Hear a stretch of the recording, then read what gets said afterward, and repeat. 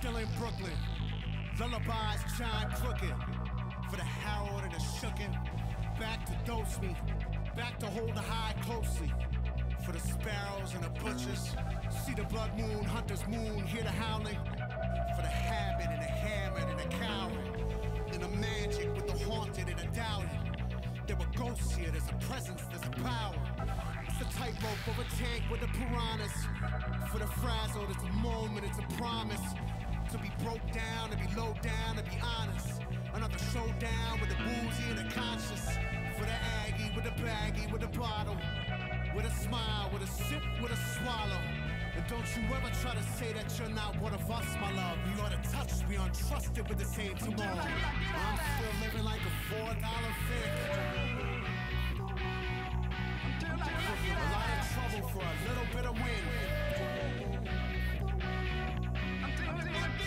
Gasoline and sulfur and the sand. You cannot throw me in the briar patch, bitch. That is where I live.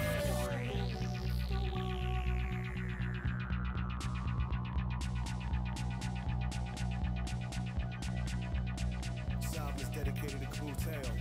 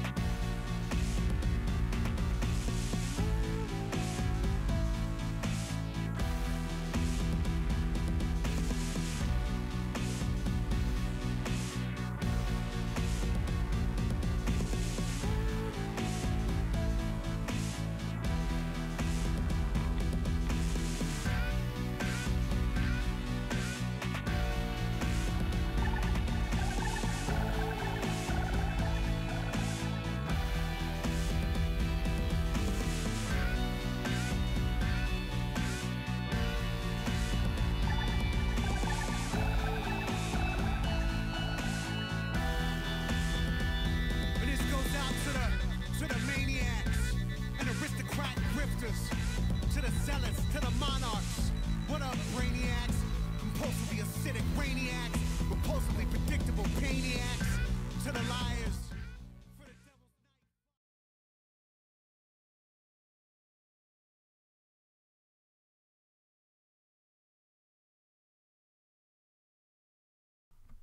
night. Hello.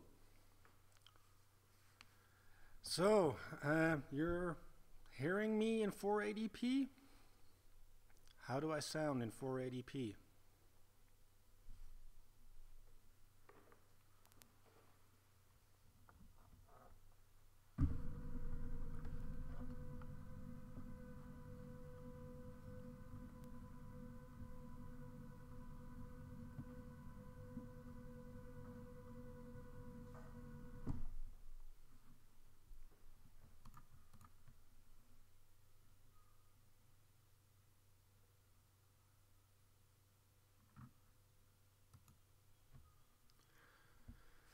Okay, I can see I'm at low latency, and I can probably switch that to normal latency, but I'm gonna go away and come back real quick, so bear with me.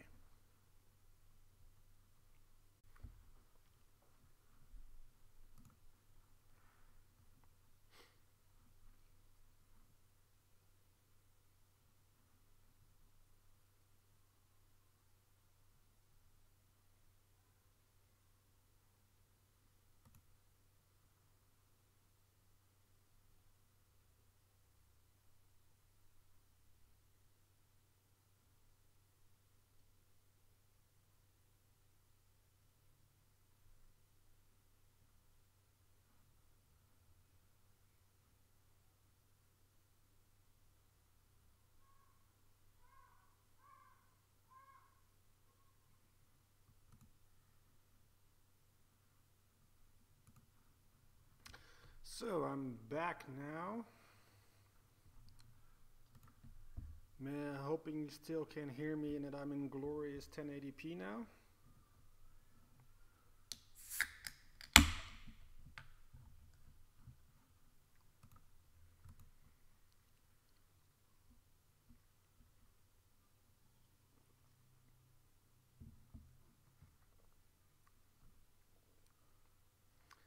And how do I sound in 1080p?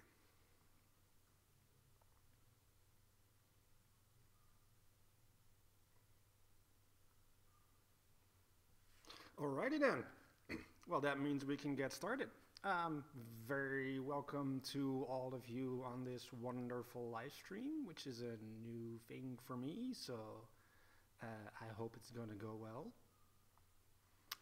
I'm going to talk a bit closer into the mic so people can hear me, and if I start sounding low, just holler at me and I'll try to shout higher, louder.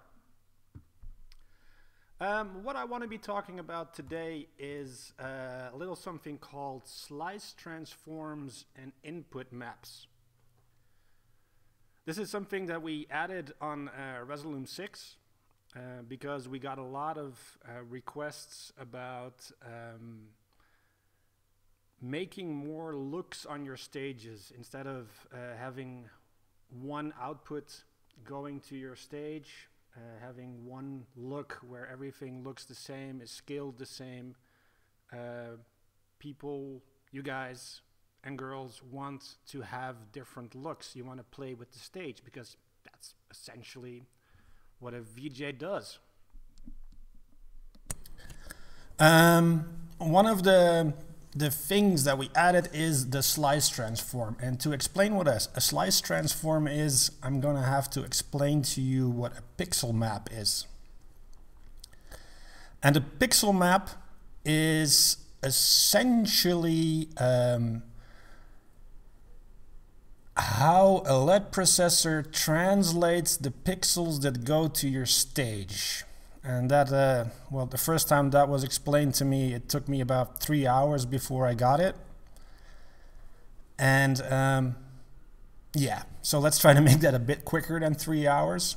What a pixel map is I'll start actually with the stage. So what we have is we have a stage.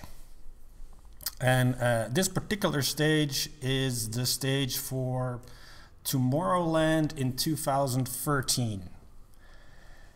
And Tomorrowland in 2013, and actually Tomorrowland in 2014, 15, 16, 17, 18, has amazing stages.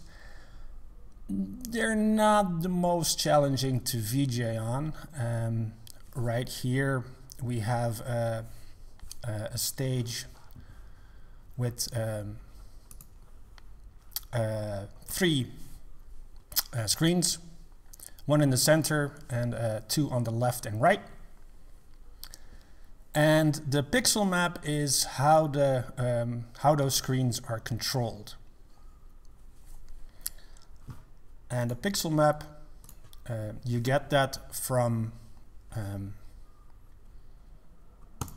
the promoter that runs the show, for the technical people. And in 2013, the pixel map for Tomorrowland looked a little something like this. Nothing spectacular. We have a screen over here, we have a screen over here, and we have a screen over here.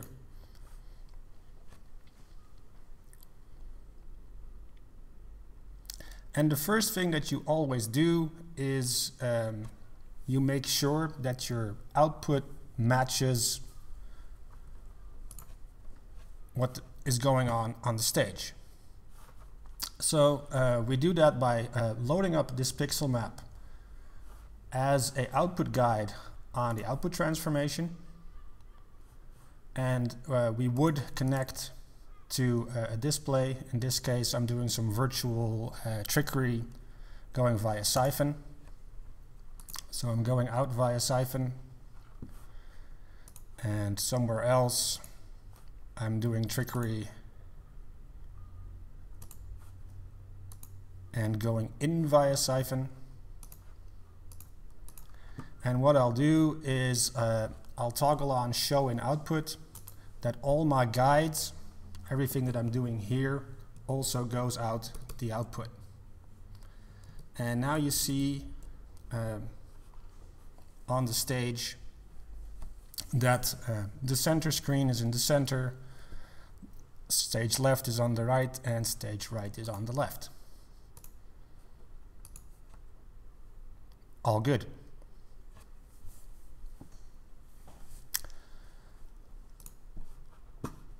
Now we have to make these 3 screens into slices. And I'll make those real quick. So we have one slice for main.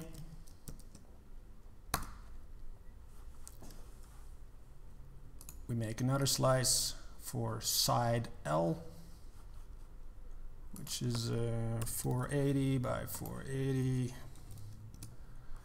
And they weren't kind enough to give us X and Y starting positions. It's 448 actually.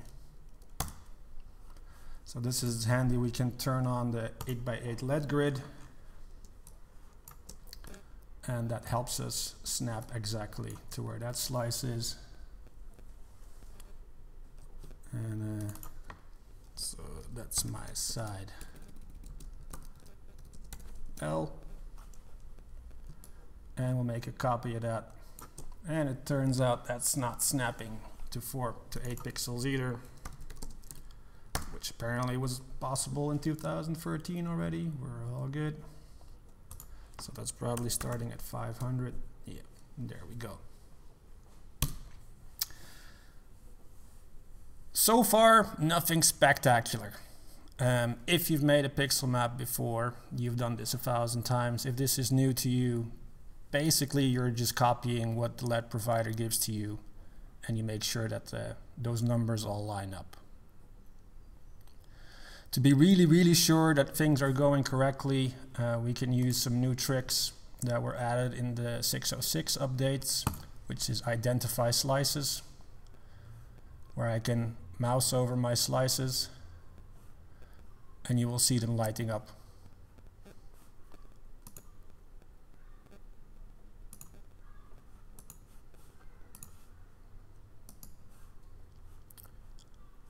So you see that the right slice is on the correct place on the stage.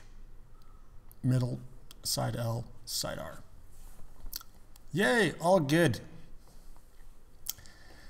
So now it is time to get to the fancy part, which is making the input map.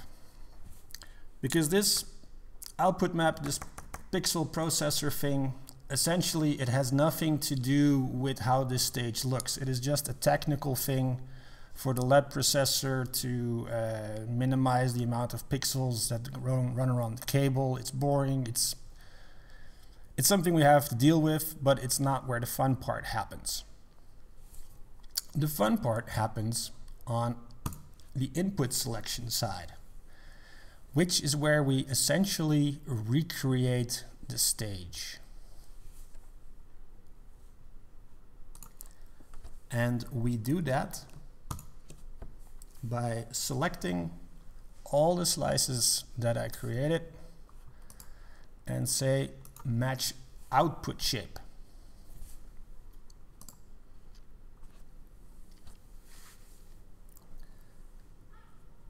And match output shape does nothing more than essentially putting my slices in the same place as they have on the output. I use this now just as a quick way to have them exactly the same size.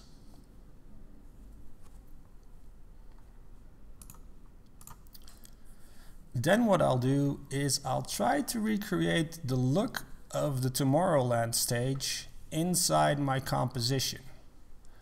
So my main screen, instead of being in the top left, the main screen should of course be in the center along X and Y, because the main screen should always be the center of attention.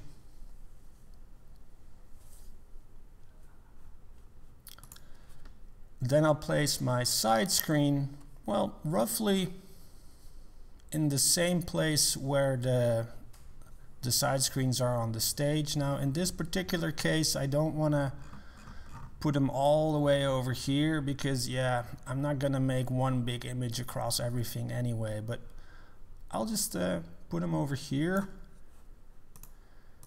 and over here, so that like they have on the actual stage, yeah, they're a bit lower and they're on the sides. Ooh, can't hear you. Did everybody lose me, or are people still following me? Can people still hear me?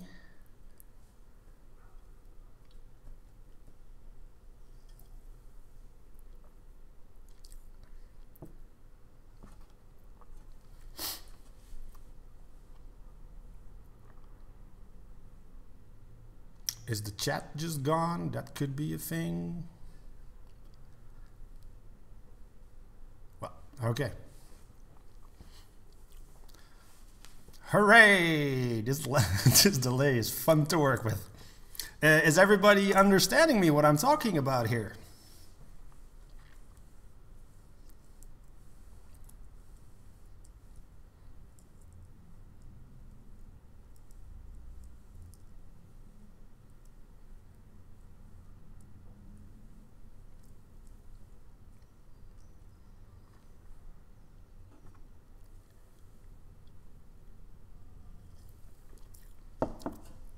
Good. Then I'm on the right track. If people are understanding me, I am speaking normal people words and I am explaining things right. Hooray for normal people words. So now what you might notice is that I did not use the 1920 1080 dimensions of my composition. I put my slices slightly outside of it. This is because, yeah, I can even like put them close together, but physically, Tomorrowland back in 2013 even had more pixels than 1920 1080. But that's not a problem because in Resolume your input doesn't necessarily translate to your output, and also your composition doesn't necessarily have to translate to your input, or rather your content doesn't have to translate to your composition. Because what I'll do is I'll say, okay, so this doesn't fit within a 1920 1080. How big is it? And I select everything and it tells me, okay, so you're 2368. Good number. I like that number. 69 would have been better, but can't have it all. I'll leave this for now. And I'll tell my composition to actually be 2368. Boom. I can go back out and then say, okay, you all should fit exactly into my lovely canvas for me to paint on, which is 2368 pixels wide. I have my main slice, I have my side L slice, and I have my side R slice. This is really all I need to do in the advanced output to run this show. This show doesn't need anything else. Actually, aside from getting more complicated with more slices, none of your shows should actually need anything else. At this moment, we've translated this weird pixel map thing that we have over here, which actually translates into this stage that we have on the top here. We've changed that back into something that looks like the stage again. And now, whatever we do inside our composition, inside our canvas, happens on the stage in exactly the same way. For instance, if I have this smiley and I play that smiley right in the center of my composition, it shows up in the center of the screen. Surprise, surprise. If I move this smiley to the left, there's a moment it leaves one of the screens and it shows up on the other screen. Because I am essentially just moving stuff along my canvas. And if I put it inside the place where my slice is sampling from, here, it ends up over here in my output, which means that on the stage it'll end up in the bottom left again, because that's what we agreed upon. And the same way, if I move it all the way over to the right, it leaves one of my screens, goes across the bottom, and ends up in the right side of the screen.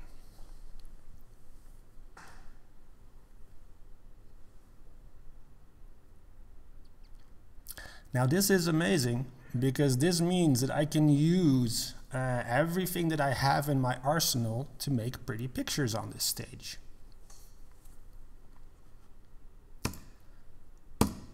Now, of course, one of the main things that we want to do is that we have content on these stages where it's actually legible and readable and looks good. And this is where slice transforms come in. Because if I have screen filling content and I have a smiley face, and one of the things that you usually want to do is that that shows up on every screen duplicated. It's probably the first look that everybody makes. Probably in this case it's the one look that works.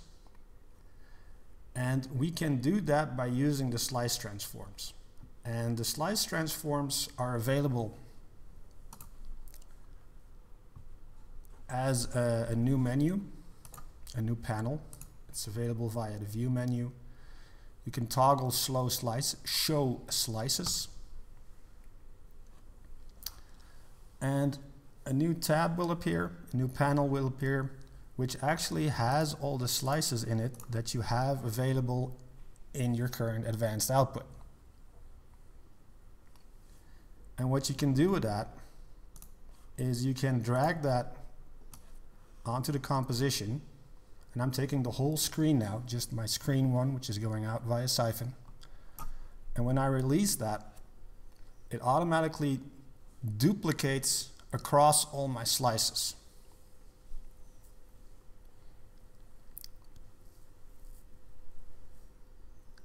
Now, if there wasn't this delay, I would take a pause where you can all say, ooh, ah.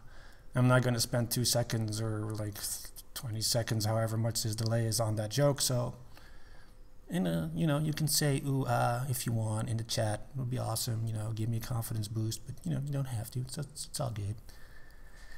For me, this like is mind blowing, because what's happening is not that I'm sending content to these slices. I have these slices here, and I can bypass them to turn them off, and I can solo them to turn them on. But what is happening is not that I'm toggling these slices on and off. In the advanced output, nothing changes. These slices stay on. Actually, what I could do is I could take this output guide again, and I can say that it should be shown in the output. And you can actually see on the stage that it's still sending. I'm not toggling these guys, which would be weird. I'm actually just toggling where that content ends up in my input selection, in my input map.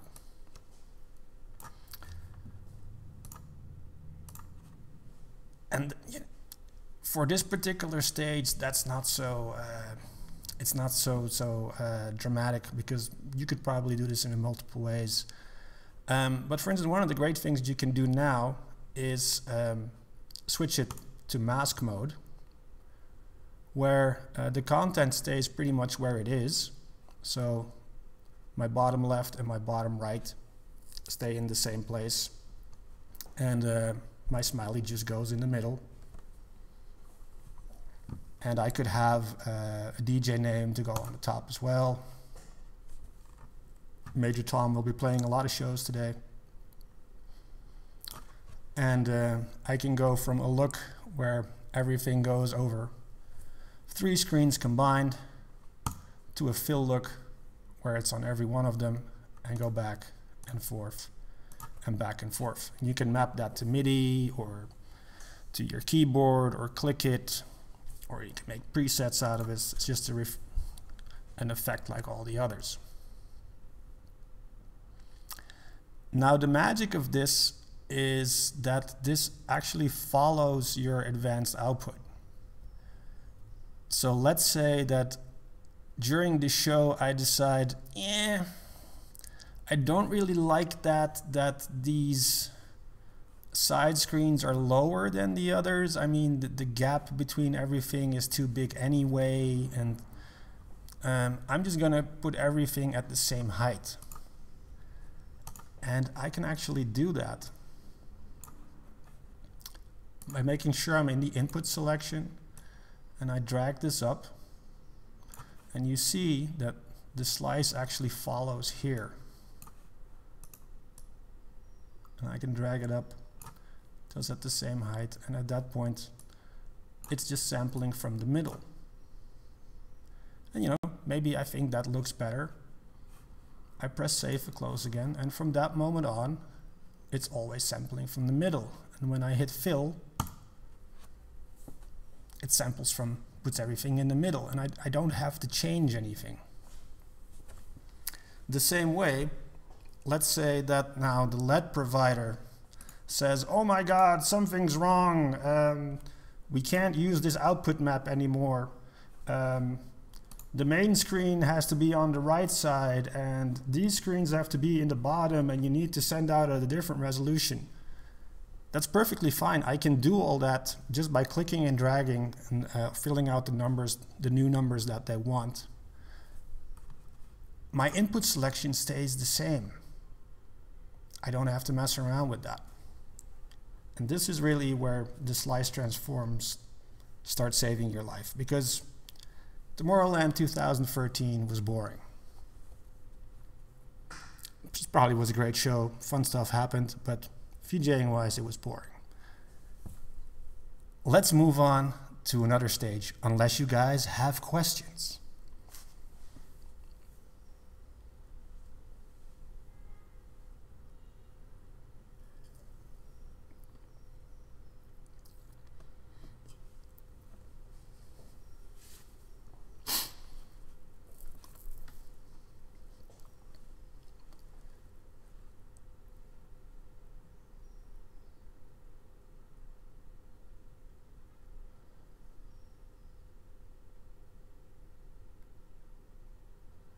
No questions yet. That's all good with me. So let's continue. Let's make it a bit more complex stage. I'm gonna start off with a completely new preset, and I'm gonna show you the stage that we'll be working on. This is the Flying Dutch in Amsterdam in 2017. Which is a 250K stage. Looks gorgeous. They went for a plane on this one, and it's a gorgeous stage design. It's not so complex in the setup, but it has some cool gotchas and some cool tricks that we can do with this. So let's quickly get rid of my slice transform here, because you know we don't need that anymore. It shows that these slices are gone. And interestingly enough, one of the things that you can actually do is if you bring back your Tomorrowland slice stage, oh shit, that's I didn't save it. Well, bear with me. What I'll do is I'll quickly map out this new stage that we'll be working on, this the Flying Dutch from 2017.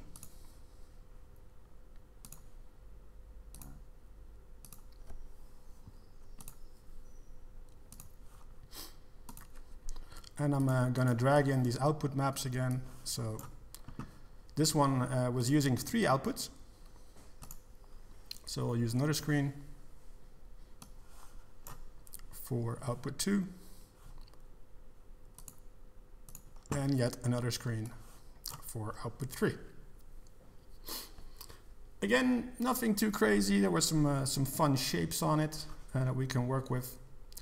And in this case, iSupply actually knows what they're doing, 250K knows what they're doing, and they fill out all the numbers for me. And now I can actually do this really cool thing that I'm not sure if a lot of you know about. But what you can do is you can select the slice and just type out these numbers. So I'll use 0 space 0 space 1080 space 960. Then I hit enter, and my slice is exactly at those coordinates. Ooh, ah. Let's name that bad boy center. Let's do it again here. So SL01 is at 00912480. So 00912480.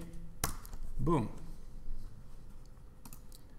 Add another slice for SR1, which is at 0528912480. Boom. Let's name those bad boys.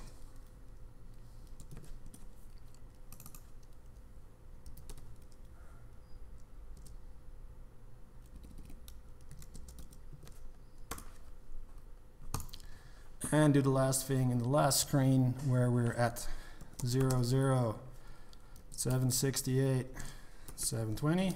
Boom. And we add another slice, which is at 816 0768. Let's type that correct. 720. Again, this is all the math part. This is the boring part. This is the stuff that the technicians do. This is not the part where we want to spend the majority of my time. I don't want to copy these slices and change their inputs and do stuff with them and like spend most of my time here. I should set this up once and I should just forget about it. And I should be busy with running the show. So I've got everything working here, and what I'll do again is I'll select all these slices, match their output shape,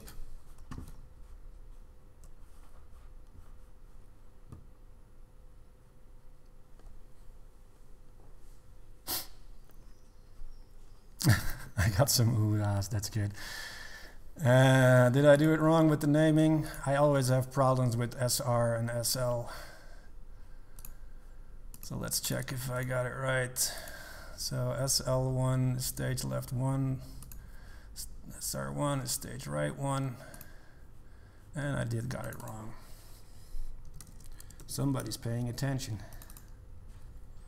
I really don't care. I don't understand stage left, stage right. Like, I'm looking at it. It's my right side. It's not stage left. It just doesn't work like that. My pet peeve aside, let's quickly make the stage the way it looks in Amsterdam. So I'll put the center in the center. Then these ones are actually the screens which are on the far right. Stage right goes on the left side because that makes sense to nobody. And stage right. And yeah, again, I'm not making this pixel perfect so that it looks exactly correct. I do want to leave some space so that I account for the gaps between the stages. So I'm just gonna pull a number out of my hat and say that it's at 128 pixels there, and let's say 128 pixels there.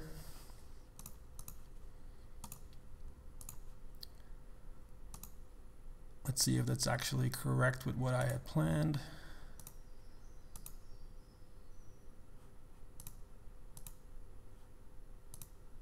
Maybe yes, maybe no. I'm not quite sure what I had planned, but let's roll with it. So we put this one 128 pixels there, and we put that one 128 pixels next to that one. It's just a number I decided on to have some gaps in between the screens so that we match up with our stage.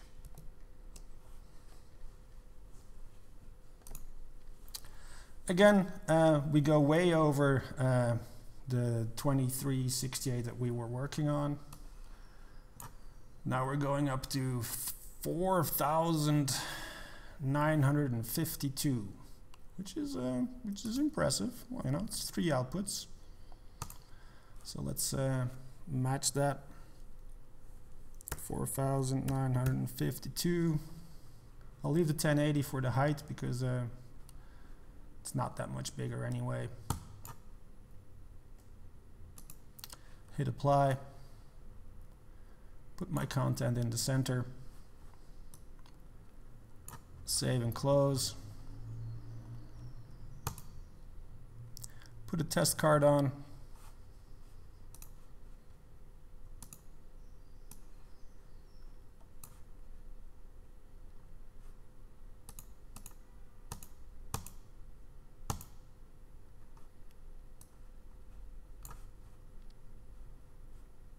And let's see if I can get that to work. Yeah, that is looking pretty good actually. It's looked like I got it right. So I'm sending stuff to the stage. Everything is prepared. I can now leave the advanced output alone. And essentially all that I need to do is instead of a slice transform using the previous ones, I can take these screens, and boom, I have my duplicated look. And I can say mask again to get my stretched look. And one of the bonuses is that, you know, my output monitor actually looks like my stage, so I know it's what's going on. That's good. And a few fun tricks that you can already start doing is, let's say we have some content which actually looks like something. Let's see if we have something which is not mirrored. Do I have that? Of course I don't have something which... let's go with that. So we have some duplicated content over everything.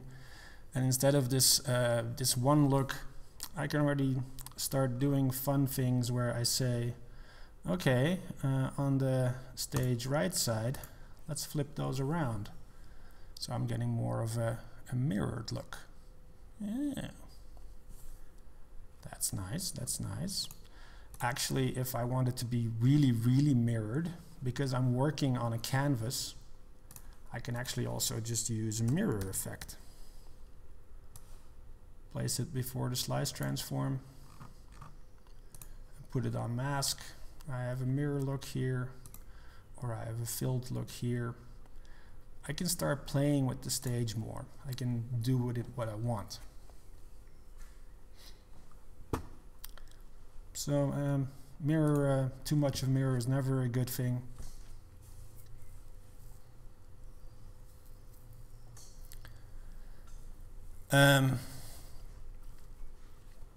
So One of the comments is that there is the size of the composition is different from the size of the output. The gap between the resolution of the actual content. Well, that's the thing. You're sending out to something which is already 1080 by 960, that's half an HD. Then you have another one which is pretty much half HD. So you're sending out twice HD pixel wise. If you just have 1080p content, you're going to have to stretch. This stage is bigger than your content. Even if we make everything smaller and route it directly to your slices, there is still more content going out. When you don't want to lose quality, what you actually do is you just hit fill over here, and you're sending out exactly the amount of pixels that you're sending out to the screens. You don't lose quality here. This is exactly one-to-one what you're sending out.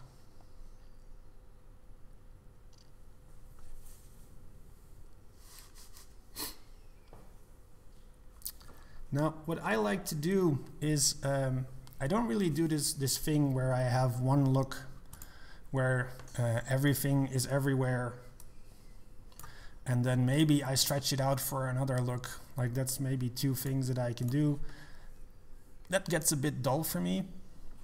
I like to mix it up a bit, and instead of working with a slice transform on the composition, I just put slice transforms on the layers, where each layer fills a certain role, shall we say. So let's start getting our colors matched a bit as well. And let's say that my layer 1 is my mask layer, where everything is stretched out full screen. If we don't want to lose too much pixels, we put some HD content on there, so it still looks good.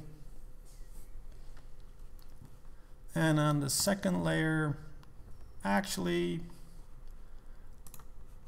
I want to play around with that a bit, so let's get the colors correct. And we're just going to put a second layer also on masking.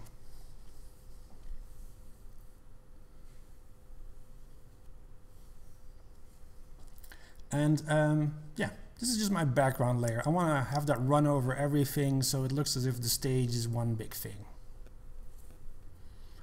Then on the other layers, where maybe I can play with some elements, usually the DJ name, Major Tom, there he is again. The DJ name is a good thing.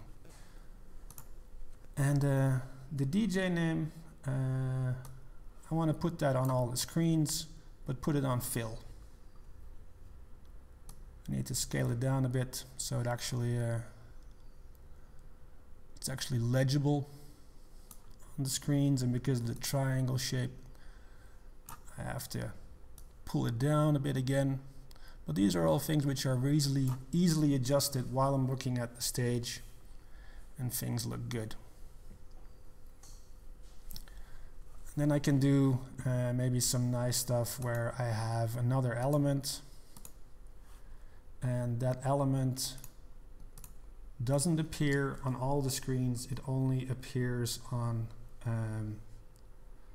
the far side screens, which is actually just screen 2 in its entirety. And then that content is only on the left side and the right side.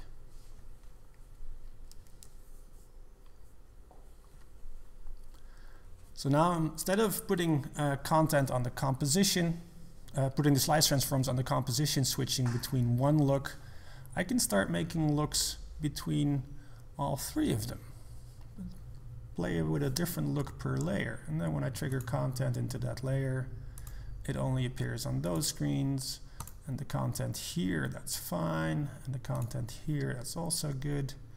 Yeah, I can start playing with it. I can also work around problems.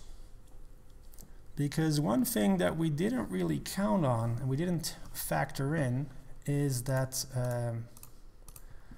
250K, being the wonderful designers that they are, they put a Flying Dutch logo exactly in the center of the stage over the screens. Now this looks amazing for the stage, but it does bring you with a problem that any content that you put on there will appear behind the logo. So if I'm going to put this Major Tom thing over there, in my previs it's going to go over it, but in the actual world you won't be able to read this because there's a logo on top of it. And I have to deal with that. And if I would just show up with my duplicated look, I'd be like, that doesn't look so nice. But here, what I can do is, well, first of all, I can decide that, you know what? I don't really need that center screen. Just move it away from my look, and it appears on my all my side screens duplicated. It's fine. Everybody can read that Major Tom is playing, and I can go on my show. But then, you know, maybe I can be a bit creative with the stage, like maybe do something with the shapes that are in the stage. Not play just with the screens, but play with the stage.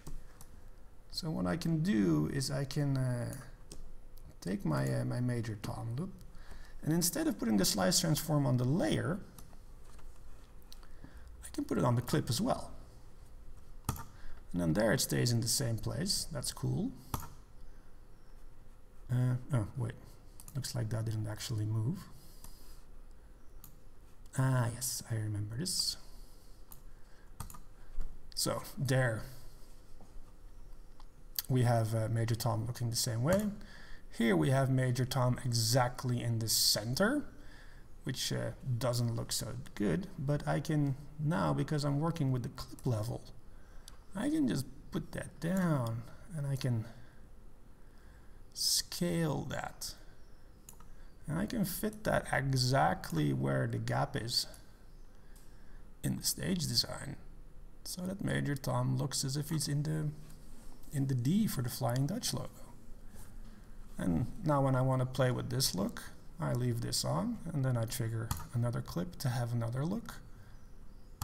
And I can just go back and forth and pretend like I'm VJing. I can use the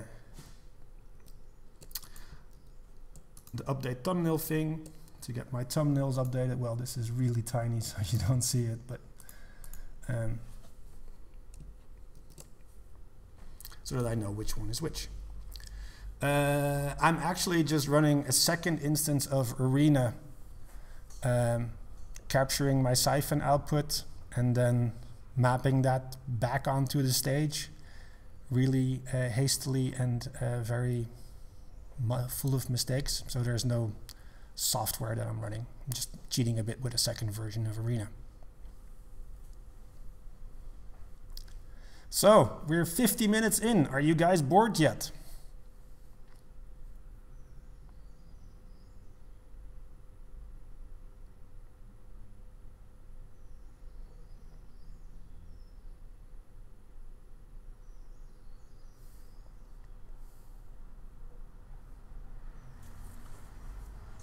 Well, we get really bored when we have to wait for these delays to come in.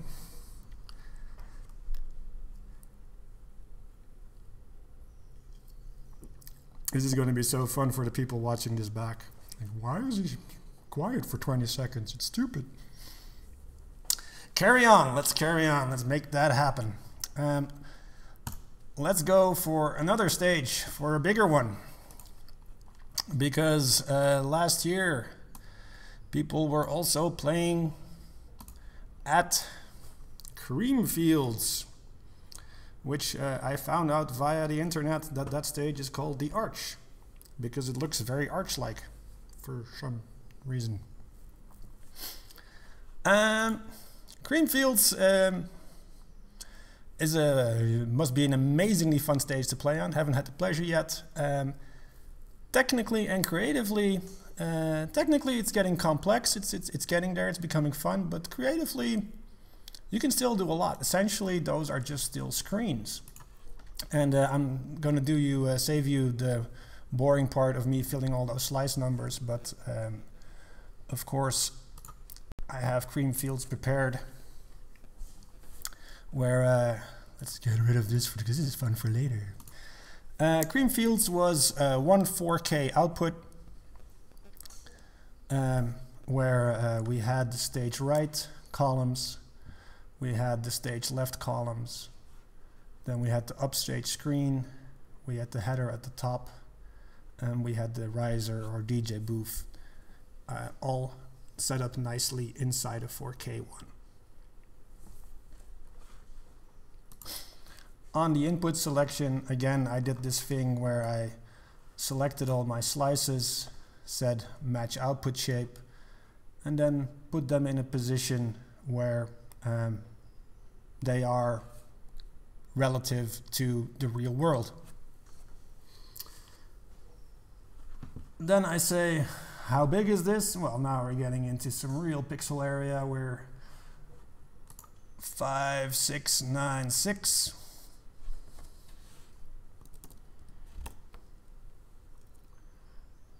versus 1168, which is a pretty big comp. And there we go, that fits exactly already. Now again, I'm going to drive this message home. If I use this input map for me to work with, I don't care about this output map. If PRG or XL Video decides that, wait a minute, the upstage screen needs to be over here in the output, and these tiles need to be rotated and upside down, I don't care about any of that. My show is prepared on the input map, and I'm the one that controls that. I am separated from the boring technical processor part, and I can be creative. So again, I can save and close this, fire up my cheating area where there we go. All my stuff going on to, wait, nope, that's not correct. Save and close, why is that not picking up? Oh, that's an OBS thing. Let me quickly adjust that.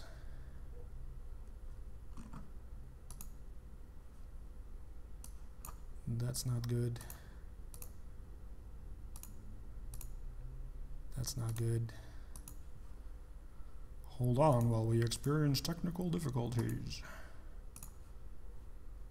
Not sending that to Syphon yet.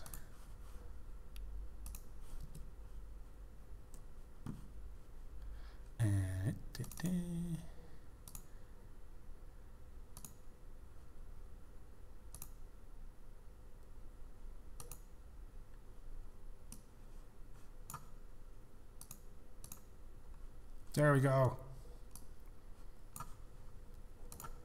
Content going on to the Creamfield stage of 2017.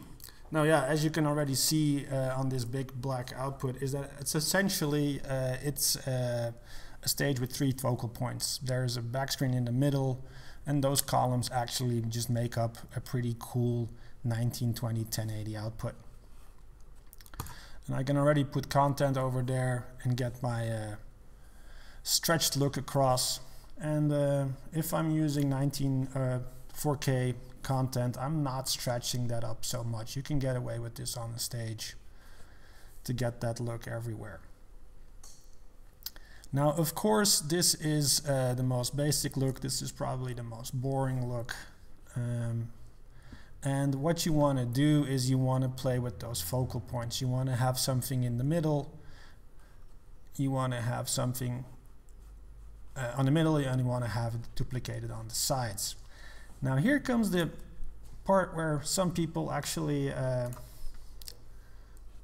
lose the plot with the slice transforms, because I can do what I did before. I select my composition, I can drag the screen on there, and actually what I have is no longer this duplicated 3 times. I have it duplicated inside every slice. And it's like, wait a minute. This is not what we wanted. This is not what we're looking for. What we're looking for is that over here, I actually want a full screen 16 by 9 image to appear. How do I do that? Well, there's nothing here. I can flip some stuff around. That's maybe fun, but that's not what I'm looking for. And also, this is a bit weird with this riser over here. No, wait a minute. This is not good. And here comes the magic part. We do open up the advanced output again. And what I'm going to do is I'm going to add a screen, keep it at virtual, turn it off so it doesn't render. And that screen is going to do nothing but help me cheat. And what this screen is going to do is going to say, well, this area is just going to be 1 slice. And I'm going to call that stage right, because apparently that's what you do. That's stage right. And I'm going to duplicate that over here. And we'll call it stage left, because the right side apparently is stage left. And I'm going to make another one, another slice over here. And that's just going to be my center.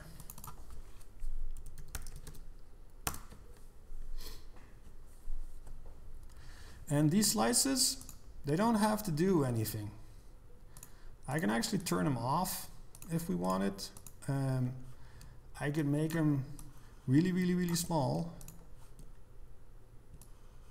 Really small, and place them off screen somewhere. Like, their output doesn't matter anymore. The only thing that I'm using them for is for my input selection to give new locations for my actual input selection to sample from. So I'll close this, and instead of using this slice transform, I'm going to use my cheat slices, drag that onto the composition, and boom, I have what I'm looking for. I have my 16 by 9 here, my 16 by 9 here, and my 16 by 9 here. I can actually scale that down a little bit more to get more of the actual 16 by 9. And then I have my duplicated look ready to go. Hooray, huzzah. I can put a smiley next to that. The blue smiley looks horrible for some reason. Some circular content. Ooh, he's a big boy.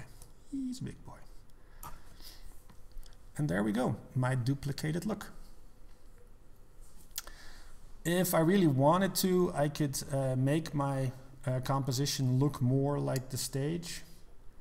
And I can still take these data path slices and add them as a second slice transform, set the mask so that I get the gaps and I have a bit more of a clue what's going on. That helps me a lot working on shows.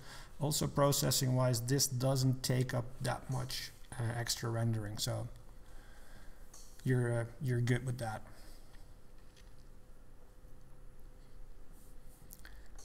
More ooh-ahs. I'm loving those ooh-ahs. Now, the more perceptive people among you will, well, actually, let's do some fun stuff first. Nobody likes perceptive people. Blech. Well, actually, what you're doing is not entirely pixel perfectly correct. I have those cheat slices that I'm working with.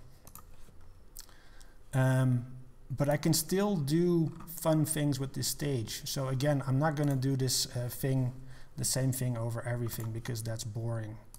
I'm going to take my slice transforms that I had previously, and instead I'm going to say what I have on the comp here. Move that onto layer 1. Then what I have on layer 1, duplicate that to layer 2. So I have that duplicate. Let's do a full screen look on layer 1. There we go. Then on layer 2, some duplicated circle content. Yeah, that's working for me. Layer 3, what do we do with layer 3? Actually, layer 3, I actually only want that in the center.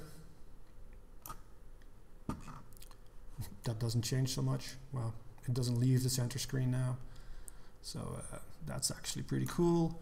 And Major Tom, you're only going to be on the header. Boom. Immediately Major Tom is on the header. I had to stretch things a bit to make it fit the picture. So he looks a bit disproportionate, but this is all pixel correct. And there we go, Major Tom's playing Creamfields. He went from Belgium to the Netherlands over to England. And I can play around with these looks. If I'm tired with the circle over everything, I go back to the circle and I put it on mask and it goes over everything. And then, you know, I'm tired with this one. It's not just good on the center. I want it on the sides as well. There we go. I can actually, this is what I really like to have fun with. Now I can do some stuff on this stage which only works on this stage. And I can do that by, I add some lines. And I only want one line, and that line should animate its position. And there we go. Let's clean this up a bit so it's not so much in our face. And it's going over everything, which is what I don't want. I actually only want this line to go onto the columns. And there we go. And I'm going to put that on the clip, because this clip is going to be specific for this stage. And of course I want to animate that into the BPM because we got to be stuck to the beat. And then we can do some stuff where every other slice we flip upside down. And there we start making content very quickly as if it's made for this stage. Ooh. Ah. Looks like that should be the other way around to be fully mirrored, because of course everything should be mirrored. Did I get that right? Missed one. Yep. There we go. Content moving across the lines. Another thing we can do with the input map, now that we have it, is I'm gonna go so much over time, but let's just go all out on this one. In the advanced output, I can say that my current mapping should be exported to SVGs, to an SVG path. And that says, ooh, my desktop is messy. You're gonna see my messy desktop. I'm gonna make this into a folder, which is Creamfields.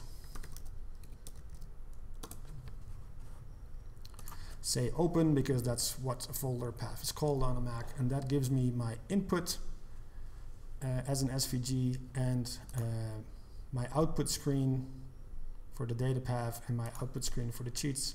In this case, I'm only interested in the SVG, and I'll say open the SVG file, the input with Illustrator.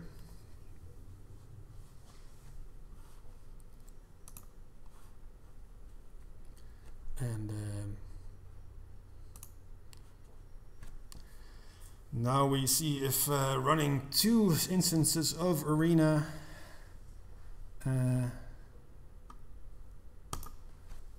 together with Illustrator and OBS streaming onto YouTube is enough. No, apparently that's still good. I just have to say open again. Okay, that's fine, I guess. Creamfields, input, Open, please. Okay, okay, okay.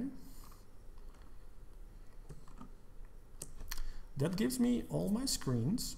That's cool. What is that? Can I get rid of that? I don't want to use previous workspace. Yes, please. In the view, tell me that I want to show transparency. There we go. And essentially what I do is I can just select all my slices. No fill is fine. I actually want them to have a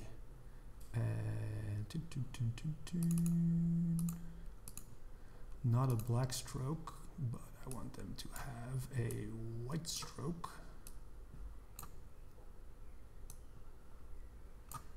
I'm not a master of Illustrator, so bear with me, please. And the one thing that I do know is that if I make their stroke white, yes, and maybe raise it to be 2 pixels, and I want that stroke to be on the inside of my slices. So then there's no overlap and everything is pixel perfect. Now, probably I'm forgetting something, but I think that at this point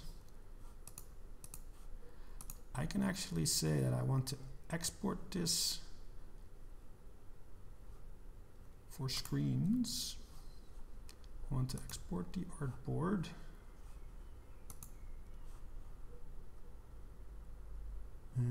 Export to Creative Cloud files. Oh, no.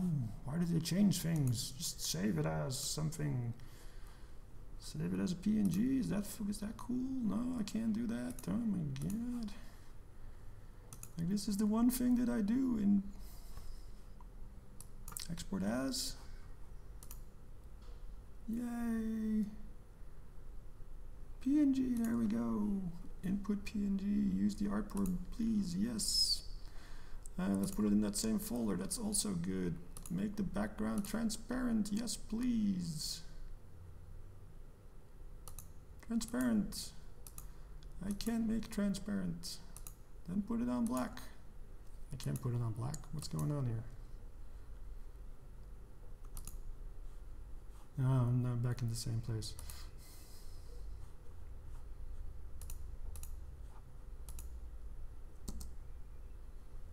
Yeah, now I have white on white. Thanks, Illustrator.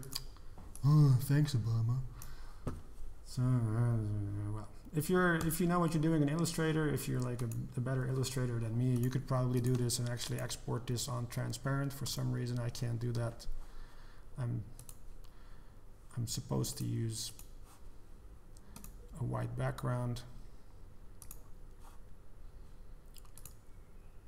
and I'm doing the same thing again.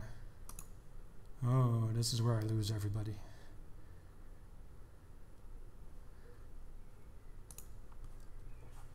This is the point where you say, you idiot, stick to VJing.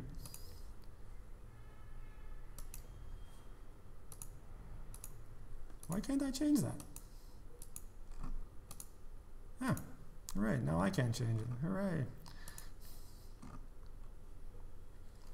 Okay, I'll export black on transparent and I'll change it in Resolume because at least that's where I know what I'm doing. And I should be done. There we go. Now I have all my outlines and I can add that to Resolume. Let's save and close this real quick.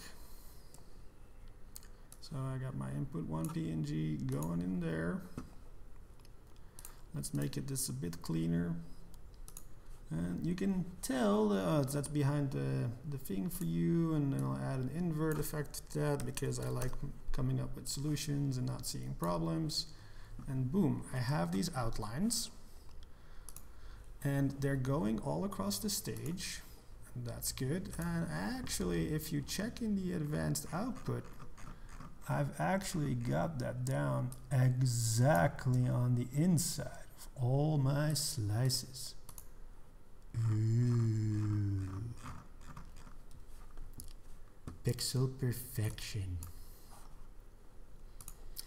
So yeah, now in this particular case, probably this only makes sense on the columns. So what I'll say is I'll put on this clip, I'll put in slice transform effect, set the mask, which only uses the columns, because yeah, I think it's a bit of a shitty look on the center screen. But hey, if you want to go for that, you can go for it. I'm not going to. So I have that going on, and I can bring my contact back, and I can play around with it, and I can still do all the same things, and I have my slices going over everything. My slice outlines. Woohoo! So much fun.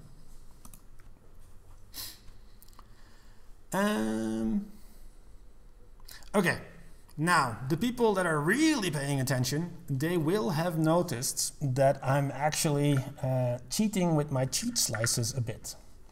Because what's going on here is that the center screen has the riser in front of it, not below it.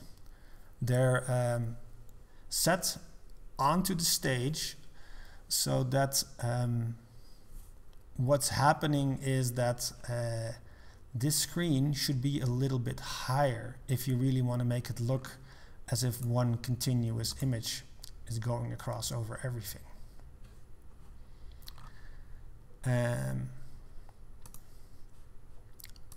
What the hell are you talking about, Joris? Nobody understands you. Okay. Let me try that again. On the actual stage, the riser is not at the bottom of the center screen. It's actually on top of it a bit. Like that. And this gives a bit of a problem for me, because using this slice transform thing, I can't actually put it sampling from the same place, because then whatever happens in this area of the composition will go both to the riser and to the upstage screen, which is not necessarily what I want, because I want to be able to put content on those screens but still put Major Tom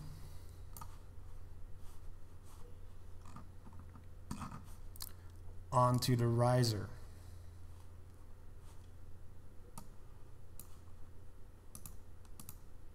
By himself and not on the header. And the moment I start sampling like this, he shows up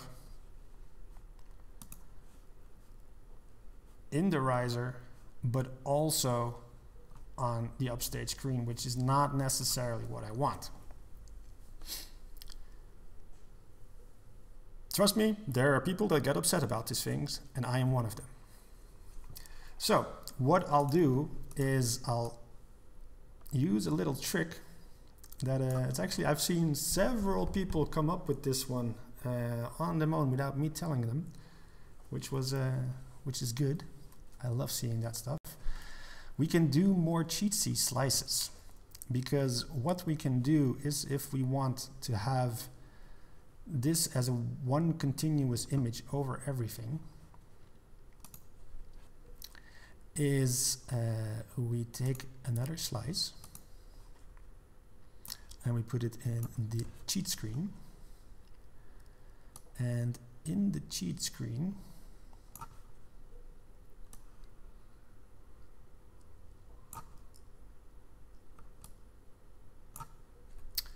is that how big I want it?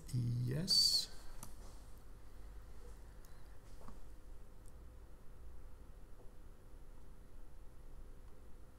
Put it over there, and then we add an input mask to the screen, and the input mask we make exactly the size of the booth. So what's going to happen is that this slice is going to sample the entire area, but it's only going to show onto the mask. So to give you an idea what I'm talking about, and hopefully you don't think that I'm crazy, is I'll get rid of everything in the meantime and get rid of you over here. And so I will take my upstage screen, put it there, that's going well. And then I'm going to take my cheat slice, the slice that I didn't really rename. I'm going to add that here as well. And then you'll see that it samples from the same place, from the same area, and then positions it a little bit lower. So that once on the actual stage this riser is moved up again and placed in front of the other one, it looks as if it's one continuous image.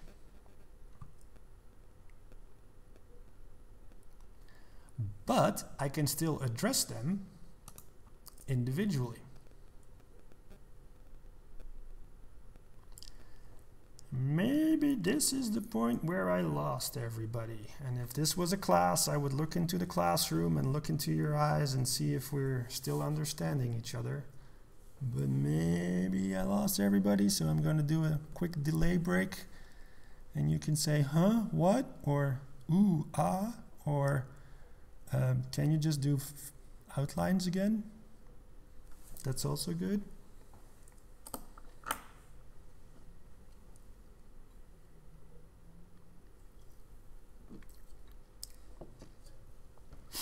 It's funny, you can also see on the analytics how many people are watching, and things went down in the last couple of minutes.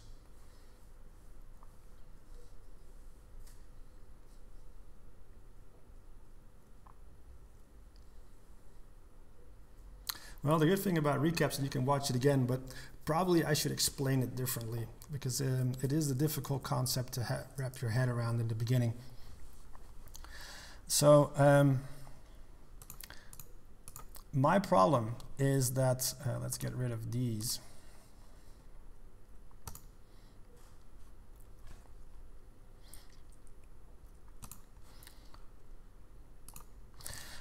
What's happening is that on the actual stage, the back screen, which I'm sampling as a complete 1920 1080 over here, sits on the bottom of the stage. And the riser, which I have under it in my composition, actually sits at the same height because the DJ stands behind it and the DJ stands between them. And if you don't care about so much about how your pixels are aligned, working like this is fine.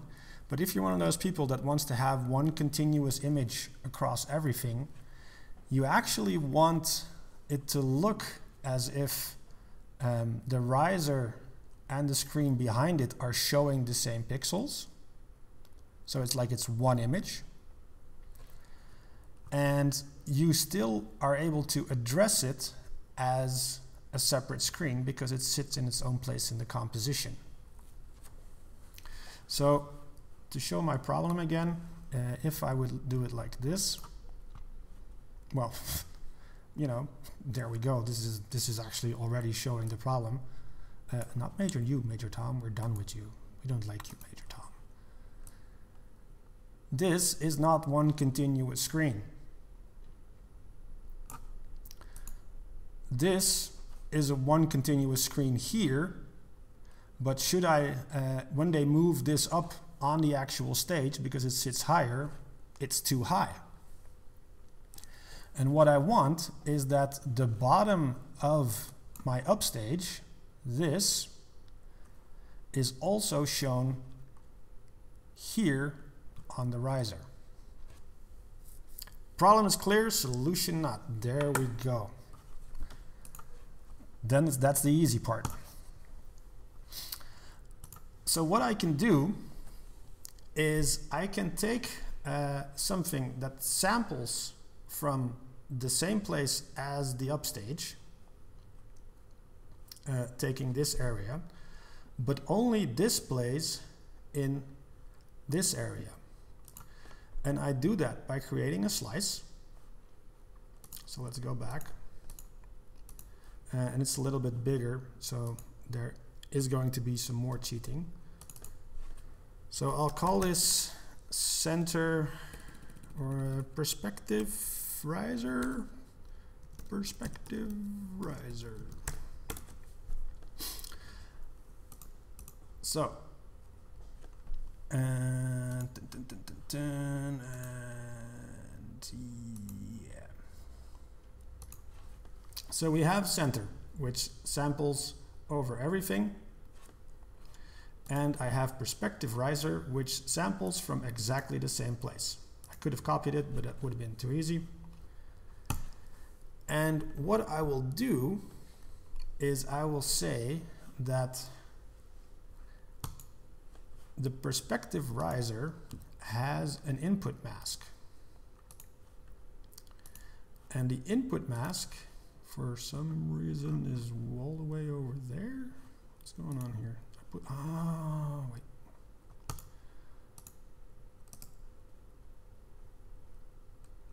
Duplicate. Perspective riser. Add an input mask. And then we make the input mask exactly the same size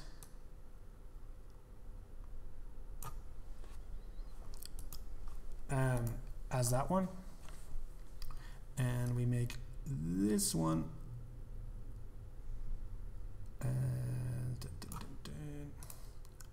smaller by 240.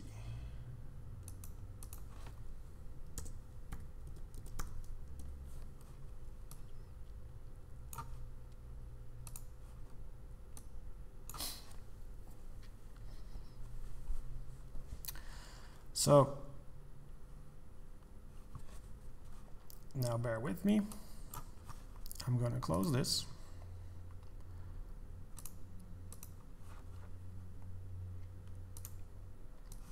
I'm going to take my cheat slice for the center.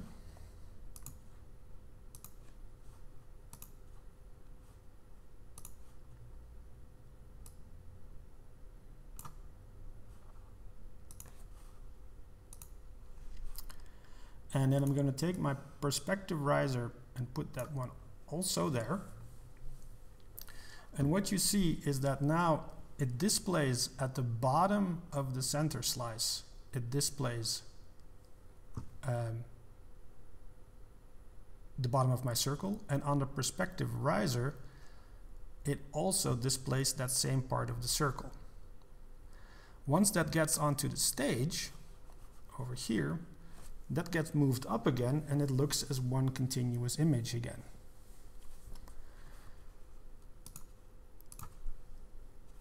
And I did that by saying this is the center and you only appear here. And this is the same size sample except showing only in the input mask.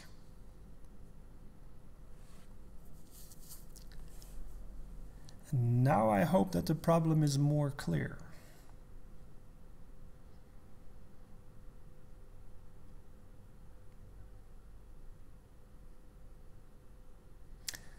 If it's not, don't worry. This perspective thing is a mind trip. And if you get too deep into it, that path lies madness. We have some plans to make that easier to work with, that you don't have to do this weird thing about making a slice which samples something and then only displays the other part. But it is a good way to already do it now while we work on more intuitive solutions for this.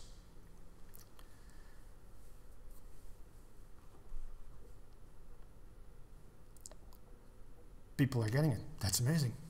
I'm getting it across. Okay, I want to have two things more planned. I want to keep it to one because this is getting like a 2-hour stream, and who the hell watches a 2-hour stream? I can either do a projection mapping example, or I can do the example of the Ultra stage from 2017, if I'm not mistaken. So projection mapping, hip thing. Ultra, also a hip thing. Let's go, chat. Let's make that decision.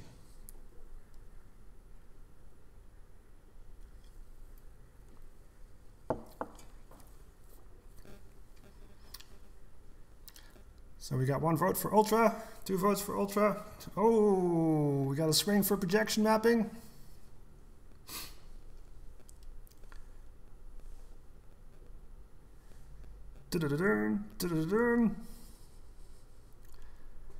Oh, it's 50-50. Oh, the projection mappers are taking the lead.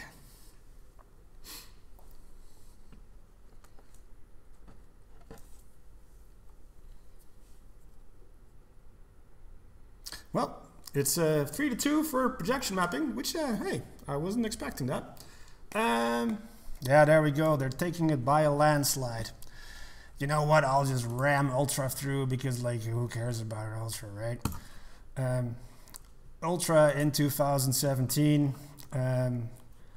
had only 3 outputs. It wasn't that spectacular. Tuck, tuck, tuck, tuck. The other screen had this, tuck, tuck, tuck, tuck, tuck, tuck. And then we made the map tuck, tuck, tuck like that. And on the input side, it looked a little bit like this. This was the hardest part, getting these rotated slices in there. Actually, when you're at this point, there is nothing more to it than saying, how big is this? Valve to do, set my composition. This is actually where you start seeing my Mac Pro start to cry. 2470, 72 to actually fit it all in there. There we go. Let's get that running over here.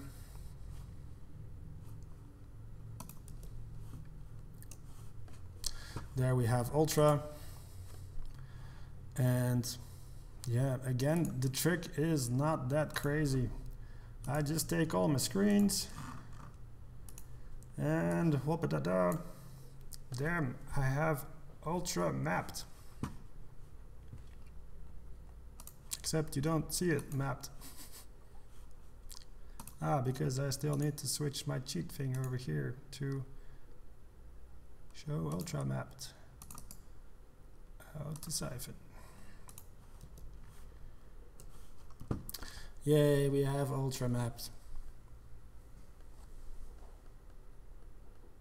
And you do the same fun things. You put content over these slices and you make outlines.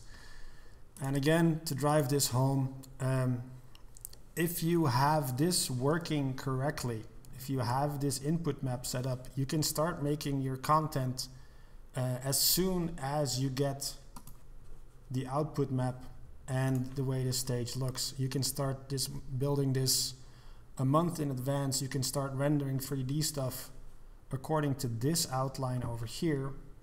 And then it doesn't matter if halfway through they change it and this moves over there and this moves over there and maybe it becomes a bit smaller, or you're working along this sheet, and as long as that doesn't change, if they don't make a completely different stage design, you can keep on rendering and prepare everything in advance. This is the power of the input map. So hey, we've done Ultra, 2 minutes, that's great. Let's do it again next year. Projection mapping. This is the drum set from Mr. Vince, who has been coming up on our forum. And what he wanted to do was map this drum set out. And it's actually a pretty cool project. He has a screen in the back. He has some drum sets that he projects on. He has some LED strips on there as well. And the cool thing about this slice transform workflow is that it actually it applies to projection mapping as well in very much the same way. The only difference is, in this case, I don't start with the output transformation, because that's something that happens on location, where I align my physical output to wherever the projector is. But I can start on the input selection side. And in this case, I probably don't need such a gigantic composition. I made this exactly to 1920 1080. And so I can set my comp back to a normal person size. And essentially what I did was I was just drawing in slices where his drums are. Sort of along to the way his setup looks. Let me get back to YouTube so I can see what you're doing. Let's do Ultra after that. So yeah, I put these slices, I actually I rotated them, because yeah, maybe that's what you want to do with those things over there, but maybe not. It's just a creative decision. This one is rotated the other side, and his LED strips are actually on the top and the bottom of each of these screens. And the LED strips are Lumiverses going out via DMX. Oh crap, I lost the fixture, that's annoying. Yeah, so that, right. You have to bear with me on that one. But we put them in the input where they are on the actual screen, so that that matches. And then I see I didn't draw in the actual back screen, so I'll select my screen one and add one more slice, which should be a 16:9 sampling from the center, something like that. So then we have his projection surface in there as well. And then the method is actually very much the same, that I take my 16:9, and if I want to have one layer which is going across all the drums, I take all my screens, all my Lumiverses, and I put that onto that layer.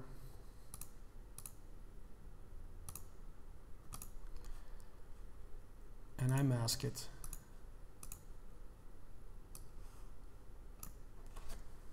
And then I have one thing going across everything, which is good for a background loop.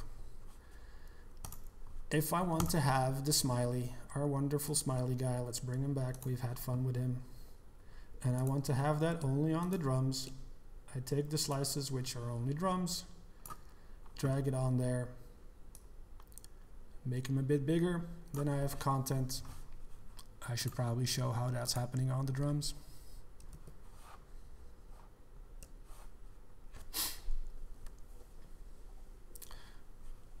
This is completely not matching up.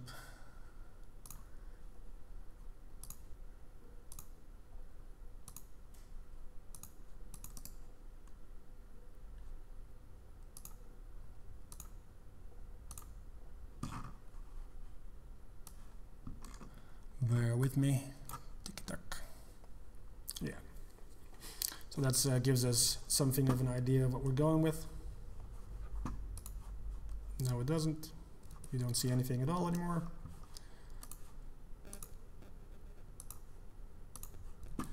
Now you do again. Yeah, there we go. So we're seeing how that sort of translates to the real world that we're projection mapping on. If I want to have some outliney content, some flashy stuff on just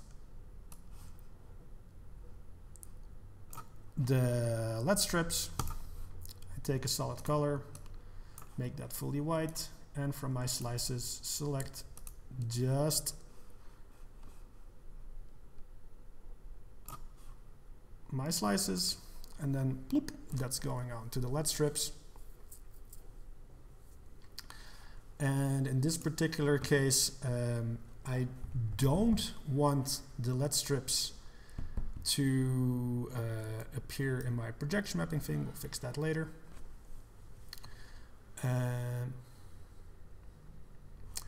Yeah, so I build up my stage like I normally would again. This is something that I can prepare at home. I can prepare my set. I know that one thing he likes to do is MIDI map the drum hits, so that when he hits a drum, that thing also lights up. So he can do that using these bypass buttons, hit the drum, send out a note, do them at the same time, play it like that. You can do the same thing for the slices that make up the LEDs around it, and essentially you start playing it with again. Like, you've recreated what you want to work with inside a composition, and you become free with it, to play with it. Now the nice thing about this is, again, we separated input from output. And I can use this exact composition for every show that I play, and it doesn't matter where I place my projector, because I can just work with, well, of course it matters where my projector is. It needs to be in the best possible location. But it's not necessary to make sure that everything lines up exactly as it should. I can just say, okay, let's take the part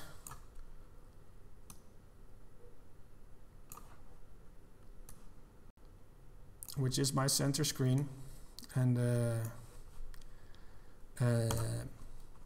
you can't see me doing this, but I'm just doing the normal projection mapping part.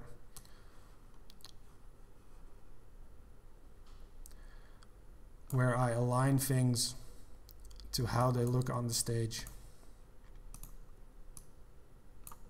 to the projector. I'm feeling that I may have lost the plot here a bit. But yeah, I align that using normal projection mapping techniques. Foop, that goes onto the stage. And I place that there. If the projector is at another angle, I take the same slice and I just place at the angle that the projector is now. Is that the projector is way at the other side? It doesn't matter, because I'm already sampling the input correctly. Same thing goes for all the other slices. In the advanced output, I take that slice that I'm working on, slice number 2, and yeah, in this case the output, we're cheating a bit via Syphon. I take slice number 2. You can't see me do this, but trust me, it's happening.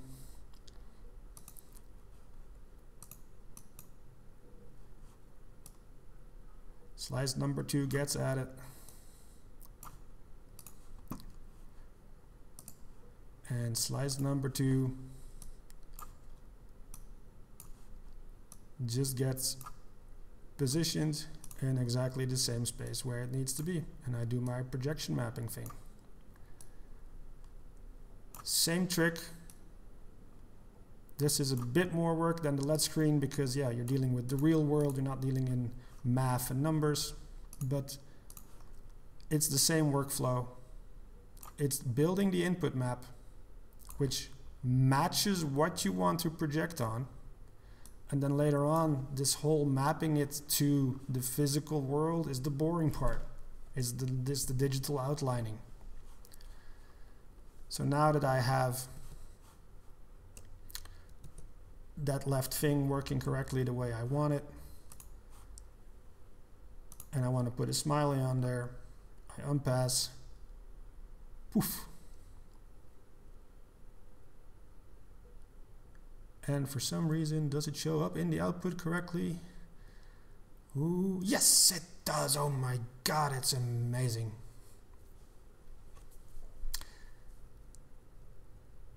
Is the projection mapping trick clear?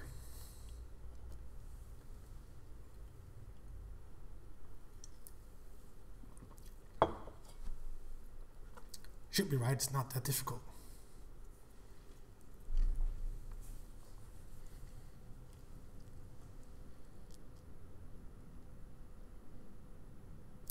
Like again, I'm keeping this keep repeating this, but we are separating input from output.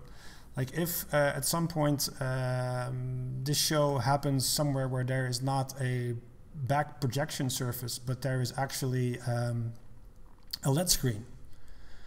What we can do is say that we don't want to see this slice 12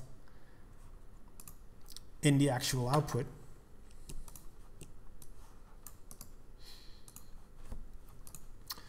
But we want to have a separate screen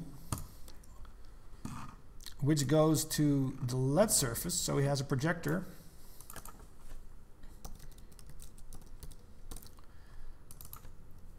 And he has a LED screen. And this slice 12, it keeps on sampling from the same place, but we just put it in the LED screen output. We turn it off here, we get rid of this slice, and in this transformation probably it sits over here. It's not such a big budget LED screen, but something like that, and boom, he can run his show the same way that he did with the projector surface. He doesn't need to change his composition. He doesn't need to make new MIDI mappings. Slice 12 sits exactly in the same place as it sat before. And when he bypasses slice 12, where is slice 12? Where did you go at the bottom? It disappears from the comp. It disappears from the input selection for both the projector and the LED screen. Well, it's off in the projector anyway. And on the LED screen, it now is turned off wherever that is living. If I turn it back on, it goes back on again. This MIDI mapping doesn't change, which is the power of input maps and the power of slice transforms.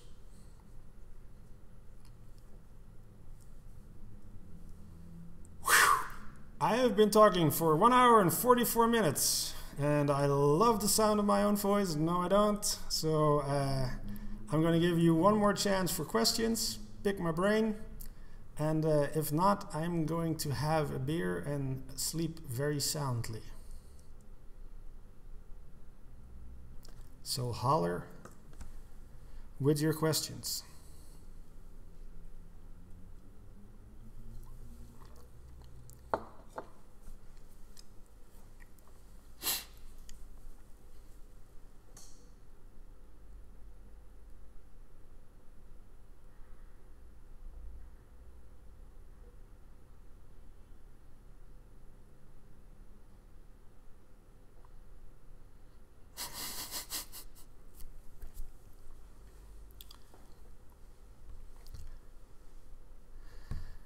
Did I manage to take away some of the magic behind slice transforms? Please show how you create your virtual stage through a second Resolume. Okie dokie. Let me put Ultra back on. So, there goes Ultra.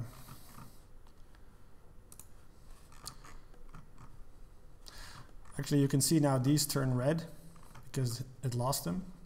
But when I turn the drums back on, bloop, they turn up white again. So they're back. So they're tied to your advanced output.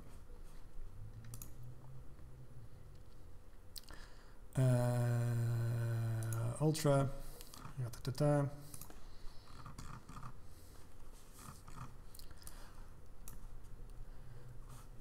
Let's make the composition settings. Let's do a Gundam live sometime.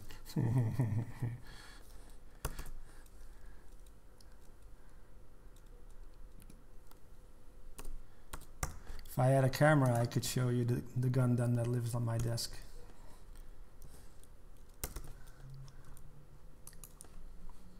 So there is going everything. Save and close. Slice transform, turn it off. I'm just going to do it on the comp real quick, because it's about how the other one works. You're going to be so disappointed with this. So what I'm doing is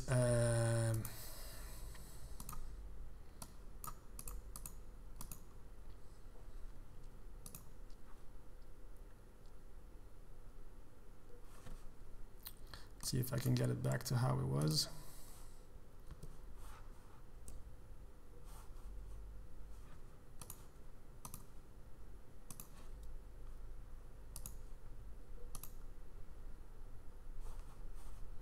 Yeah, that looks correct to me. Yep, there we go. So what I'm doing is I have a second instance of Arena running where this is just, it's going to be so disappointing. I downloaded a picture from Ultra that Rooks took with the screens being all white. Actually, this is a funny bit. Let me show you this. It turns out that there is somebody who makes EDM stages in Minecraft. So this is Ultra Singapore in Minecraft. I love this. Like, he has the roads and the surrounding areas next to it.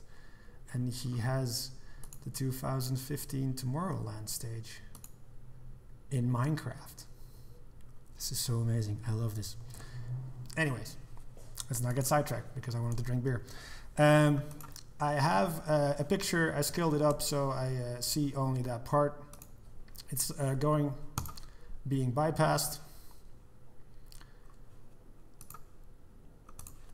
In the advanced output for this one, I'm doing that thing that I never said that you should ever do, but I'm taking a slice, I'm taking its input source from layer 1, I'm bypassing it from the composition, I'm checking the bypass, and I'm just sending it out full screen as the bottom layer. Then I got a Syphon input from the composition running in the other Resolume. This is just the composition coming in. And in the advanced output, I copied over the input selection that I'm working with. Uncheck you. The input selection that I'm working with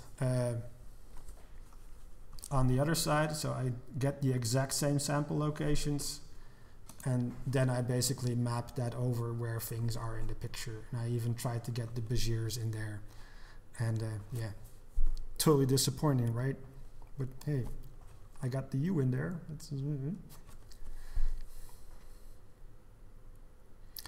Don't tell Edwin that you can run two arenas at the same time, because he's going to turn that off in the next update.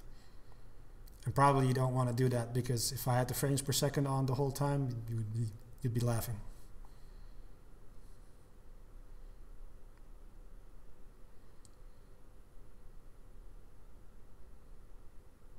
But it is a good thing, like if somewhere down the line you should just see the 3D visualization of your stage inside your composition.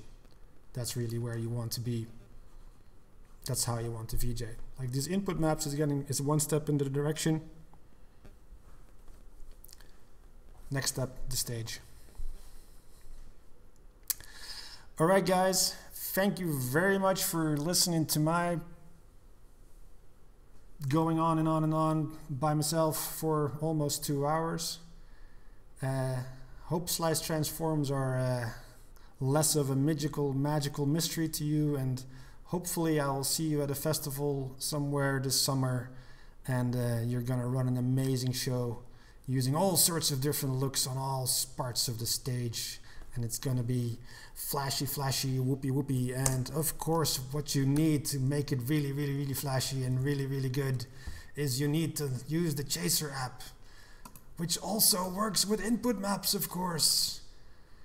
Because hey, there is your stage again, and oh, you can just use slices, and oh my god, and oh my god, this is so cool. So I can just say, oh, this is the wrong Resolume. I need to be working in the other Resolume. Yeah, and here we go, and oh, I can use the random effect, and I can put it on a slice transform, and it's gonna be all random, right? Yeah. Okay, that's not working because it's the I need to have ultra input selection. Oh, it's so confused now because of the two Resolumes. Yeah, I'm totally in the wrong one. This is the right one, and this should be the advanced output for the right one. And let's switch that one to ultra and save and close, and then hit Chaser, and now I'll load the new Chaser, and this is the actual ultra one, and let's just select all these slices and these ones, and oh my god, I actually didn't know where these guys were in the output. They were in the pixel map, but they don't show on the stage. And now let's random that up a bit with a solid color and some random.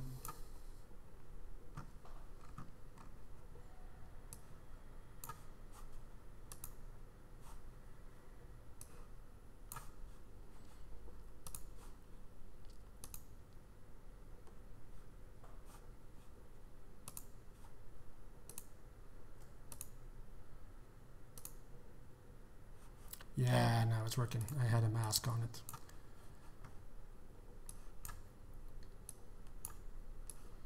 But there we go, going super random. Blinky across the stagey, because that's what you always should do at Ultra. Hooray.